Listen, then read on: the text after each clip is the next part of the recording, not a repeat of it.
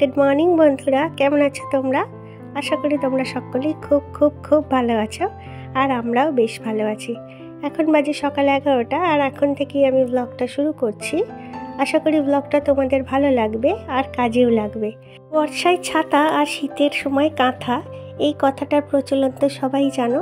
তবে বর্ষায় যে ছাতার ব্যবহার, সেই কথার প্রচলনটা রয়ে গেছে।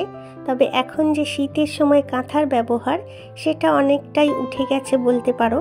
কেন কি এখন তো অনেক রকম কমফর্টার বেরিয়ে গেছে, নানা রকমের পাতলা মোটা কম্বল বেরিয়ে গেছে, তো মানুষ সেগুলোই ইউজ করে। এখন আর কেউ কষ্ট করে বসে বসে কাঁথা বানায় না। তবে কাঁথা ছাড়াও আমরা যে কম্বলগুলো ইউজ করি, সেই কম্বলগুলো কিন্তু ব্যবহারের সময় সেগুলোর একটু যত্ন নিতে হয়, আর সেই যত্ন নেওয়ার জন্য কম্বলগুলোতে কভার পরাতে হয়। তো আজকে আমি তোমাদের সাথে শেয়ার করব যে কিভাবে বাড়িতে বসেই অতি সহজেই কোনো খরচা না করেই একটা আরামদায়ক কম্বলের কভার বানাতে পারা যায়। আর কম্বলে কভার লাগিয়ে যদি আমরা ইউজ করি, তাহলে কিন্তু কম্বলটা নোংরা হয় না, বারে বারে কাচাকুচি করতে হয় না, আর কম্বলে কিন্তু গরমটাও ভালো হয়। আর কম্বলটা যদি ওয়ার ছাড়া ব্যবহার করা হয়, তাহলে কিন্তু সেরকম গরম হয় না, ঠান্ডা লাগে। তখন অতিরিক্ত ঠান্ডায় দুটো করে কম্বল ব্যবহার করতে হয়। আমি কিন্তু কোনোদিনও অতিরিক্ত ঠান্ডায় দুটো কম্বল ব্যবহার করিনি। আমি কম্বলের মধ্যে দুটো করে কভার পরিয়ে নিয়েছি, তাতেই আমার হয়ে গেছে। আর দুটো করে কম্বল ব্যবহার করাটা খুব মুশকিলজনক, কারণ আরও ভারী হয়ে যায়, টেনে টেনে গায়ে দিতেও অসুবিধা হয়। সেই কারণে একটু অসুবিধাই হয় আর কি। এটা আমার 7x8-এর কম্বল, আর এর মধ্যে একটা ওয়ার ভরানোই আছে, দেখতে পাচ্ছ। তবে এই ওয়ারটা কিন্তু আমি 4 সাইড দিয়ে সেলাই করে একদম ফিক্সড করে দিয়েছি। কেন কি কম্বলের মধ্যে ওয়ার ভরাতে তাহলে অসুবিধা হয়, হড়কে যায়। আর এই ওয়ারটা আমি আটকে দিয়েছি বলে এর সাথে আমার কিন্তু ওয়ার ভরাতে অসুবিধা হয় না, হড়কেও যায় না। শীতের সবথেকে দরকারি জিনিস হচ্ছে কম্বল, আর সেই কম্বলের একটা দরকারি জিনিস হচ্ছে ওয়ার। আর এই ওয়ারটা আজকে আমি কোনো রকম খরচা না করেই অতি সহজেই বানিয়ে নেব। এই দুটো শাড়ি আমার স্বাদের শাড়ি।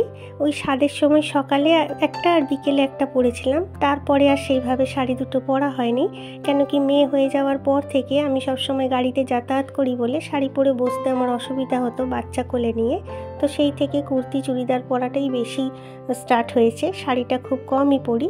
তো এই শাড়িগুলো যেহেতু পরে আছে, আর এগুলো খুব পাতলা ধরনের তাঁত, গিফট পেয়েছিলাম যেহেতু, তো সেই জন্য এগুলো দিয়ে আমি আজকে আমার কম্বলের ওয়ারটা বানিয়ে নেব। তবে সবার প্রথমে যে ওয়ারটা আমি ভাঁজ করছিলাম, সেটা কিন্তু আমার এই কম্বলেরই ওয়ার, কিন্তু ওইটা একটু মোটা ধরনের ওয়ার। ওটা আমি দোকান থেকে কাপড় কিনে বানিয়েছিলাম, সেই জন্য একটু মোটা। তো শীতটা যখন একটু কমে যায়, অত মোটা ধরনের কম্বলের ওয়ার পরিয়ে ব্যবহার করা যায় না, তাহলে বেশি গরম লাগে। আর একটু পাতলা ধরনের ওয়ার যদি কম্বলে পরানো যায়, তাহলে হালকা শীতেও ব্যবহার করা যায়। তো আমার কম্বল তো এমনি একটু ভারী, মোটা সোটা, তো তার উপরে যদি মোটা ওয়ার ভরিয়ে ব্যবহার করি, তখন ব্যবহার করতে পারবো না। ওটা খুব শীতে ব্যবহার করি, আর হালকা শীতে ব্যবহার করার জন্য আমি আর একটা ওয়ার বানিয়ে নিচ্ছি।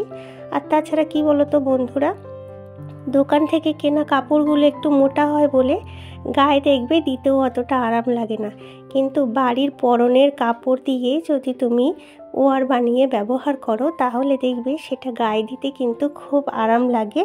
আর মানে গায়ে দিয়েও শান্তি, নিজের হাতের বানানো ওয়ার, কম্বলের ওয়ার, আর সেই ওয়ার কম্বলে ভরিয়ে যখন ব্যবহার করা হয়, সেটা একটা আলাদাই শান্তি, আলাদাই সুখ।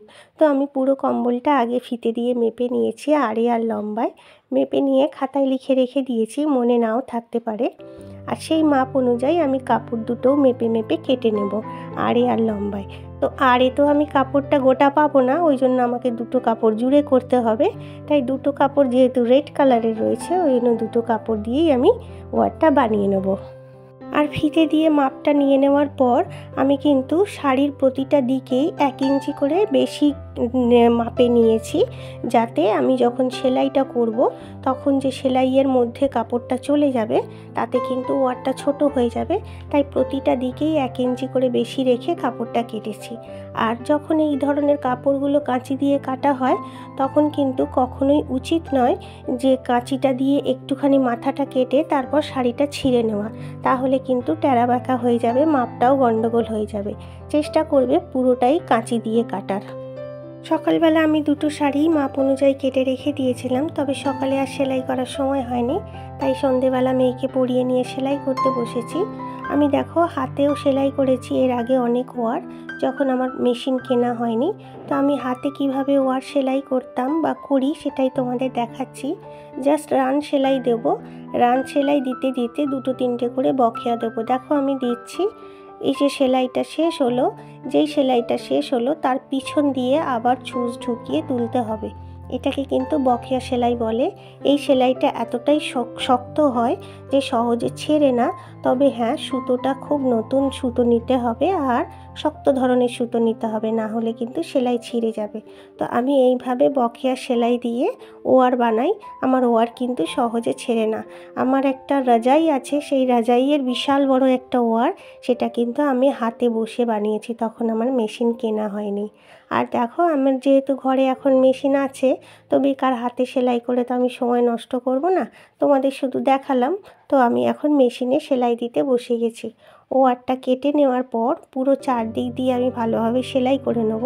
আর এই যে পাড়ের অংশটা, এটা কিন্তু আমার মাপে বেশি হয়েছিল, তখন আমি কেটে বাদ দিইনি, যে সেলাই করার পর বাদ দেব, তাই কেটে বাদ দিয়ে দিলাম। আর এটা ডবল করে মুড়ে আমি সেলাই করছি, যেহেতু এটা তাঁতের শাড়ি পাতলা, তাই ডবল করে মুড়ে সেলাই করছি, তাহলে সেলাইটা শক্ত হবে আর কাপড়টা ছিঁড়বেও না।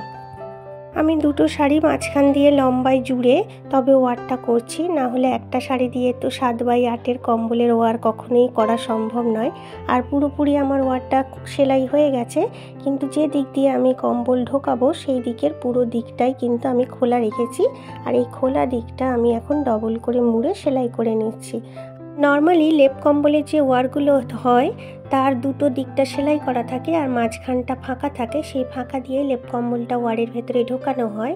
আর লেপ কম্বলের দোকানেও দেখবি সেই ধরনেরই কিন্তু ওয়ারগুলো তৈরি করা হয়, কিন্তু এবারে আমি ওইভাবে আর ওয়ারটা তৈরি করলাম না। আমি পুরো একটা দিক খোলা রেখেছি, যাতে লেপ কম্বল যাই হোক না কেন সেটা ঢোকাতে সুবিধা হয়। যদি আমি দুটো দিক সেলাই করে মাঝখানটা খোলা রাখতাম তাহলে ঢোকাতে একটু অসুবিধাই হয়। সেটা কি সুবিধা হয় আমি পরে তোমাদের দেখাচ্ছি। আর কোল আঁচল আর আঁচল থেকে যে টেরাবাঁকা অংশের কাপড়টা বেরিয়েছিল সেটা দিয়ে আমি মুড়ে ফিতে বানিয়ে নিচ্ছি। আর এই ফিতেগুলো আমি টুকরো করে নিয়েছি। আমি টোটাল 4টে অংশে 4টে করে ফিতে লাগাচ্ছি, দুটো কাপড়ের অংশে 4টে 4টে 8টা করে ফিতে বসাচ্ছি। আমার এই ধরনের ভিডিওগুলো যদি তোমাদের ভালো লাগে প্লিজ একটা লাইক ও কমেন্ট করো। আর যারা তোমরা নতুন আমার চ্যানেলে, তারা প্লিজ আমার চ্যানেলটাকে সাবস্ক্রাইব করে একটু চ্যানেলটার পাশে থেকো, চ্যানেলটাকে একটু সাপোর্ট করো। আর অবশ্যই পাশের বেল আইকনটি ক্লিক করে অল নোটিফিকেশনটা অন করে নিও, তাহলে আমার সমস্ত ভিডিওর নোটিফিকেশান তোমাদের কাছে পৌঁছে যাবে ঠিক সময় মতো। আর তোমাদের সাথে কথা বলতে বলতে ওয়ারটা আমার পুরোটাই সেলাই করা হয়ে গেছে। এখন বাজে রাত 10টা, আর তার মধ্যেই আমার ওয়ারটা সেলাই করা হয়ে গেছে। আর পুরো ওয়ারটা আমি আগে বিছানার ওপর বিছিয়ে নিলাম, তার ওপর দিয়ে আমি কম্বলটা বিছিয়ে নিচ্ছি। একটু অসুবিধা হচ্ছে কারণ মেয়ে বসে রয়েছে, তারপরে হাজব্যান্ডের জ্বর, ও এক সাইডে শুয়ে রয়েছে, ওই জন্য একটু অসুবিধা হচ্ছে। আর দেখো এই যে অংশটা আমি খোলা রেখেছিলাম সেই অংশটা কিন্তু আমি এইভাবে গুটিয়ে গুটিয়ে দিচ্ছি। আমি কিন্তু কোনো কম্বল ঢোকাচ্ছি না এর ভেতরে, জাস্ট ওয়ারটা বিছিয়ে নিলাম, তার ওপর কম্বলটা বেছালাম, তারপর এরম গুটিয়ে গুটিয়ে গোল পাকিয়ে পাকিয়ে আমি এটাকে ঘুরিয়ে নেব। ঘুরিয়ে নেওয়ার পর যে সোজা পাটটা ছিল সেটা বার করে নেব। আর কম্বলের ওয়ারটা যখন পাতবো তখন অবশ্যই উল্টো করে পাতবো। আর উল্টো করে পাতার পর আশা করি আমি বোঝাতে পারছি তোমাদের। আসলে অনেক কথা আছে যেগুলো বলে বোঝানো যায় না, সেগুলো হয়তো দেখে বুঝে নিতে হয়। তোমরা বুঝতে পারছো কি না জানি না। দেখো আমি কিন্তু এইভাবে ঘুরিয়ে ঘুরিয়ে ঘুরিয়ে ঘুরিয়ে আস্তে আস্তে কোণার সাথে কোণা সেট করে কম্বলের ওয়ারটা সোজা করে নিলাম। আর সেই সঙ্গে কিন্তু কম্বলটাও ভেতরে ঢুকে গেল। তাহলে ইজি হলো কম্বলের ওয়ারের মধ্যে কম্বল ঢোকানো, আর ওইভাবে ঢোকাতেও হবে না, তাই জন্য আমি একটা দিক পুরোপুরি খোলা রেখেছিলাম। দেখো কত তাড়াতাড়ি আমার কম্বলে ওয়ার ভরানো হয়ে গেল। তো ওই জন্যই আমি একটা দিক পুরো ফাঁকা রেখেছিলাম, যাতে আমি এত তাড়াতাড়ি ওয়ারটা ভরাতে পারি। আর ওইভাবে ফাঁকা রাখলে ফিতের পরিমাণটা একটু বেশি রাখতে হয়। আমার আজকে খুব আনন্দ হচ্ছে। আসলে নিজের ঘরে থেকে বার করা শাড়ি দিয়ে, নিজের পরনের শাড়ি দিয়ে নিজের হাতে ওয়ার বানিয়ে সেই ওয়ার লেপ কম্বলে ভরিয়ে গায়ে দেওয়ার যে কী আনন্দ, তা আমি তোমাদের বলে বোঝাতে পারবো না। আর এই কারণেই আমি সবসময় নিজে হাতে তৈরি করা ওয়ারই ব্যবহার করে থাকি। তো চলো বন্ধুরা, আজ এখানেই বিদায় নিচ্ছি। তোমরা সবাই ভালো থেকো, সুস্থ থেকো, আবারও দেখা হবে।